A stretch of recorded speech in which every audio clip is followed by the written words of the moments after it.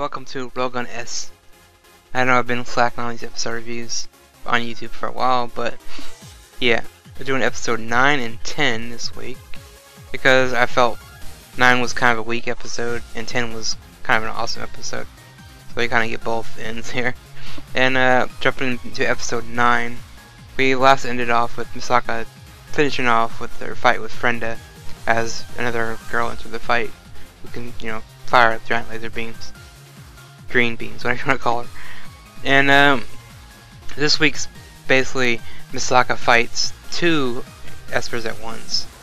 A girl named, her code name's like AIM Tracker and Meltdowner. I don't really know their real names. I mean, I know them, but they're kind of hard to pronounce, so I just used their code names for right now. And this episode is kind of divided into two parts.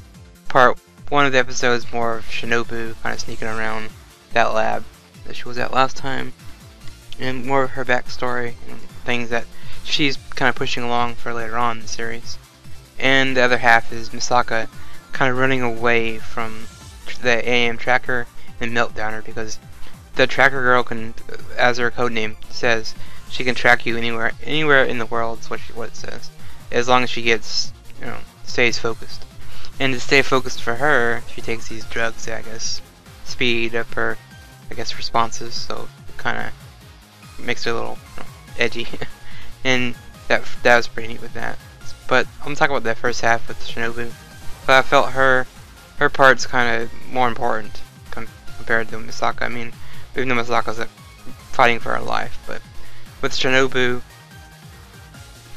she's doing, her mission is she wants to give emotions to all the Misaka clones, because she feels that if she can give emotions to these girls, and if the Accelerator sees this, maybe he might not want to fight them anymore if he sees they have emotion and these clones they get scared and everything. And that may kind of put it into his thrill of the hunt if the clones are kind of self-aware and they start freaking out and getting scared or even crying in front of him. He might stop fighting them.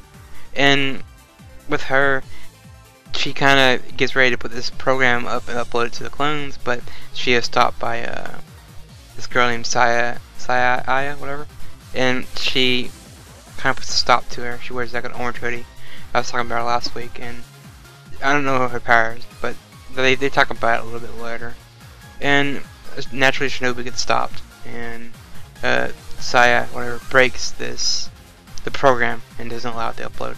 It fails. It's a warning error. But during the warning, we see a quick shot of Last Order, and if you know her story, you know eventually she is the one that kind of befriends Accelerator and kind of stops him from killing the rest of the clones. But in this, it's more like kind of the steps to Last Order.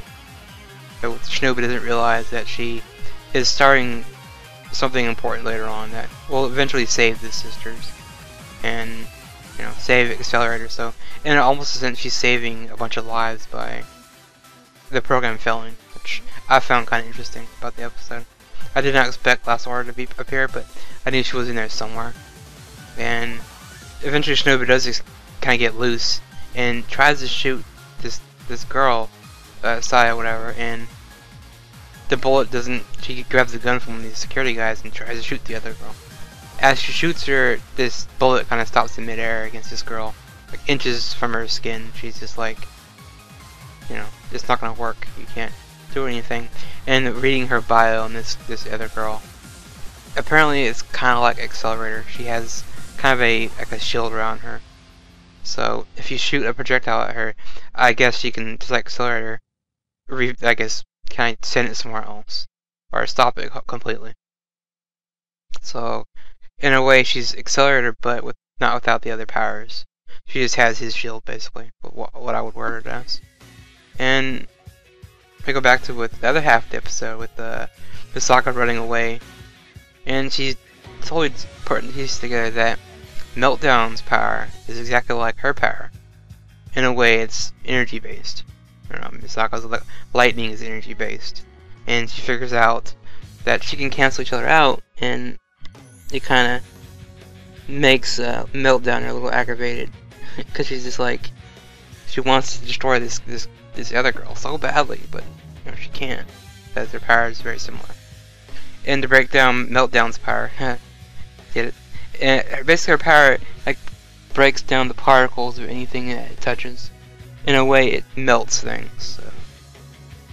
So it's kind of interesting. And close to the end of the episode, Meltdowner looks to her other friends, the stalker girl, because she's kind of, you know, she's been taking all these drugs. I think she's like taking about 6-7 pills, and she's kind of freaking out, like, you know, getting jittery and all that. So she orders Frenda and AM Tracker to just leave, because Meltdowner finally kind of figured out who she's dealing with. At the end of episode 9, she's kind of walking down this hallway, so the door's shut, and she shows her kind of true colors. And once she figures out Misaka is technically the Railgun, she kind of like, you know, gets a little excited, because this is a chance to fight someone full on that she's never got a chance to. Even though Misaka's level 5 is kind of ranked, she's ranked 3rd of all level 5s. And Meltdown, I think she's ranked either 2 or 4. I forget. Wow. But it's weird. But yeah, she figures out Misaka is the Railgun, and she's just like, to her, it gives her a new incentive to fight. This is kind of funny. And episode 10 kind of picks up after that, with Misaka kind of running away from Meltdown, who's kind of wearing her out. You know, Misaka already fought the bomb girl. You know, that kind of put a toll on her body. And running away from Meltdown kind of wore her out as well. So she's dealing with that. And this fight, since their powers are similar and they cancel each other out, it becomes like a tactical fight, which is, you know, Misaka trying to realize she has to use her smarts to outsmart this other girl. And through some, you know, silly mistake by Frenda, she left all her bombs and stuff behind, which kind of gave Misaka the edge, because Misaka was walking down the hallway picking up all these little bomb dolls, and she was just like, well, I'm gonna use these as weapons, and basically she can levitate any metal object. So she comes walking down this hallway with like, I don't know how many dolls floating around her, so she's got them all like floating, and she just shoots them at Meltdowner, trying to confuse her and mess with her. But Meltdown's just like, this is not gonna work. What are you even thinking? Like, this is nothing for me. And she even pulls out like this little card, which is like a bunch of mirrors, like that. When she throws the card in the air and she shoots her beam at it, spreads the beam, her power everywhere. So yeah, she can take out like all the dolls easily with her card. It's kind of neat.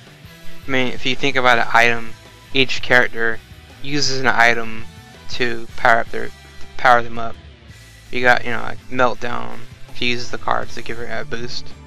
The Tracker, she uses those drugs as an item to boost her power. And Frenda, obviously, she has no power, but she uses bombs and items to fight. As for the last girl, Saya, whatever, I don't know what she uses as a weapon. I would maybe say her hoodie. I don't know. That might be a long draw, but yeah. But anyway, back to their fight.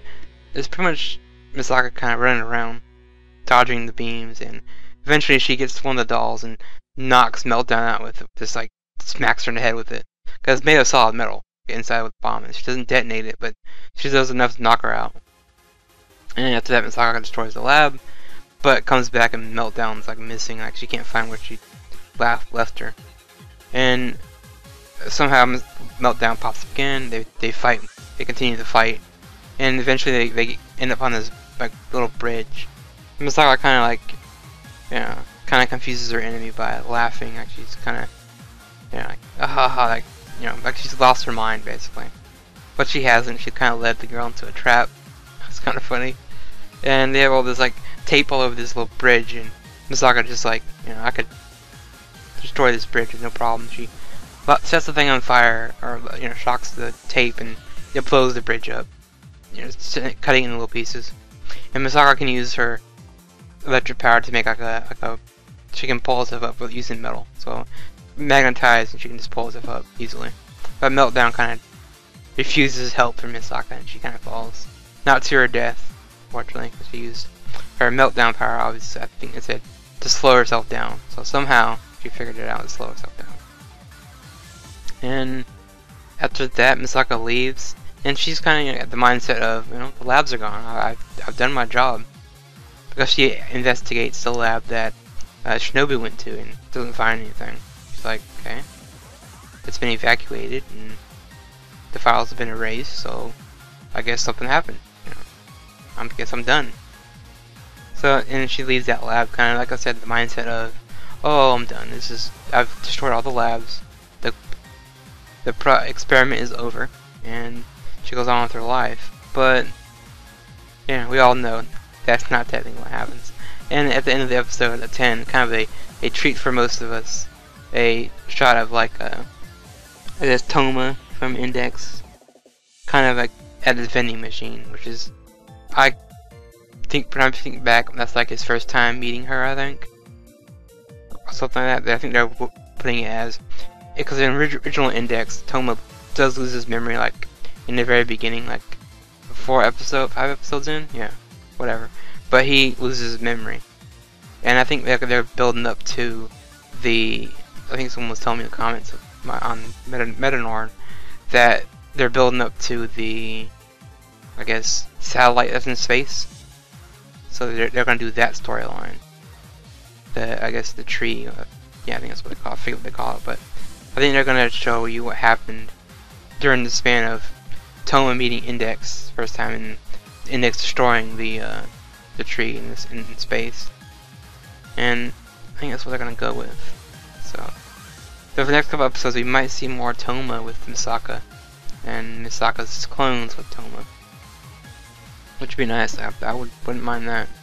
I always like those kind of moments. But after that, I think we're gonna be having some filler. But I think we need filler almost, because so far we've been getting a lot of great episodes for story and plot development. Right? And this is, I don't know, filler out. I kind of miss the other characters, like Satin, Yuharu, and Kariko, even though she's a nut, whatever. I kind of miss those moments where it's less story and more like silly moments, but that's fine.